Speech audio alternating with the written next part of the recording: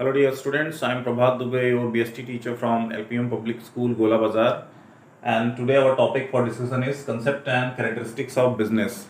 Today we will study that what type of activities are included in business and how we will use segregate the activities that cannot be included in business, the economic and non-economic activities. So our focus would be to study the characteristic specific features of business and nature of business. So first we will focus on what type of goods and services are produced in any manufacturing unit and what type of purpose is solved through these products and services.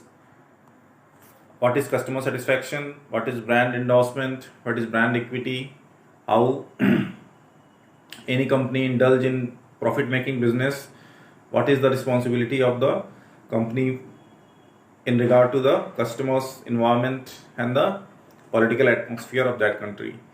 So as it is mentioned in the first point, earning income either by production or purchase and sale or exchange of goods and services. As you know that in any business activity there is involvement of money. Profit making is the sole objective of any business entity, but the product and the services that are being provided to the customer should be of good quality. It should provide a specific taste, satisfaction or mental ease to the customers. If your product is not providing any value to the customer, then the profitability of your company will suffer in the long run. The products that are being offered through your company will be neglected in the long run. So all the companies focus on improvement of the product and services that are being provided by them. So in the first we will discuss that how will you segregate the activities which are not generating income. Suppose any person who is involved in regular sale and purchase of any item, suppose land, the commission based agents who are buying and selling properties just for making business, they are called business person. But the person who is buying or selling land for his own use, that activity will not be included in business. Activity is same, but the intention behind that activity creates the main point that differentiate between economic and non-economic activity or business and non-business activity. Any person who is involved frequently in any type of exchange or money related transaction, that activity is called business. But if any activity that is included in business is performed after a gap of very long period, then that activity will not be included in business, because that activity is just to satisfy our own basic need and wants. It is mentioned in your book that business is a wide term. In general, people think that only manufacturing and providing products and offering services to the customer is business. Different types of aspects of business are hidden, and only the people who know all the prospects of business, who are well educated, know all the intricacies of business. For a layman, only production of goods and offering services is business. It includes all occupations in which people are busy in earning income either by production or purchase, as it is mentioned on your board. It is a general perspective. Now the definition of business that is given by renowned management gurus and scholars. The first definition that is mentioned in your book is business is a human activity directed towards producing or acquiring wealth through buying and selling goods. The thing that we discussed is mentioned in a single line. Business is a human activity, the first thing of our interest. All the business activities are performed by human beings. Directed to, what is the direction? What is the basic intention behind that? Producing or acquiring wealth. Money generation is the sole objective behind that. That is the driving force. That is the inner urge. That is making you motivated to perform any business activity. If you're not generating money, then the intention behind that would be social service, and that would not be considered as a business. Through buying and selling of goods, any activity where buying and selling of goods is inculcated, that is called business. Second definition by Peterson and Plowman: business is an activity in which different persons exchange something of value, where goods and services, for mutual gain or profit. So business is a mutually benefiting relation.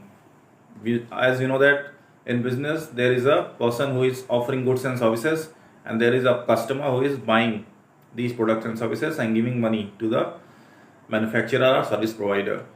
So this relationship between the business person and the customer should be mutually benefiting. Both the parties who are involved in this business relation should be benefited. Then only this will be called a mutually benefiting relation. If only one party is making money or one party is enjoying the product and in return he is not giving anything to the second party, then it will not be included in a mutually benefiting relation.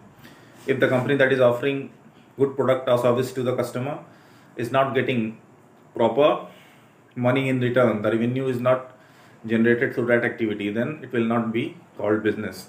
Or if the company is only involved in money making, the company is not providing good quality product or service to the customer, and the need, want and demand of the customers are not met, the value based products are not provided, then that activity will not be included in mutually benefiting relationships. As we studied in biology, there is a symbiotic relationship between lichen and fungus. In that relationship, fungus provides water and mineral to the lichen, and in lichen does photosynthesis and provides food to the fungus. So this activity, alga and fungus are there in lichen. Alga synthesizes food while fungus provides water and mineral. So in that way the relationship is mutually benefiting. So the third definition: business is sum total of those processes which are engaged in the removal of hindrances of persons, trade, places, time in the exchange of commodities. This definition is given by James Stephenson. So James Stephenson emphasizes on removal of hindrances, any type of hindrance that is impacting your business in negative way. Sole purpose of the business is removal of that hindrance that will provide a smooth going platform to conduct the business activity. So all the definitions are important. At least you should memorize one proper definition, and if you can memorize one more, it will be highly appreciable. So if any question comes and there is need of writing definition of business, you should write in a proper manner and mention the name of the scholar or management guru that is given in bold. It will create a very good impact in your examination. Now the next point is, in modern times business is no longer dealing only with goods or services. Different types of activities are also included in business. To have a glimpse of the business activity, at least you should go to any urban area where different types of manufacturing processes are going on or different types of services are being provided. You have to visit some corporate offices. If you have any contact in any big city like Bangalore, Hyderabad, Delhi, or any of your family members or relative are working in a good corporate or any manufacturing unit, any PSU, you should at least go to that place and have a glimpse of the real business environment, because only learning theories and reading books of business will not provide you the proper acceptance of that knowledge. If you go and see the practical aspect, how business is run, how the things are being monitored and administered by the business managers, you will get the real feel of the business. So it is very important for you to at least have some industrial visit during your weekends or any vacation that you can manage on your own. Now we will come to the point that in modern times business includes the following activities. What type of activities are new to the layman, the common man? Because common man knows only manufacturing of goods and providing of services, creating a customer for itself. The sole objective of any business is to create customers for themselves. If there is no customer to buy your product or avail your service, then all the effort that are being made to make that product available in the market or make that service available will be going in vain. There will be of no use of that product. So if you have loyal customers, like different companies have loyal customers who are having attachment, who have spent a remarkable time in making that bond stronger, like Godrej, Hero Honda, Suzuki, Videocon, BPL, different electronic brands, different cloth brands, like vehicles, Tata. These companies have established a strong business and relationship with the customers. Brand identity and brand awareness, these two terms are very important. If the customer is aware of your brand and that customer is loyal to your brand, he will buy only product of your company, irrespective of how many such type of products are available in the market from different companies. Suppose you are going to buy a cell phone and there are 100 of mobile phones from different companies that are matching with your requirement with same specifications, but you want to buy only Samsung or Apple. That attachment with Samsung and Apple is called brand loyalty. You are loyal to that brand. You will buy only Samsung mobile phones.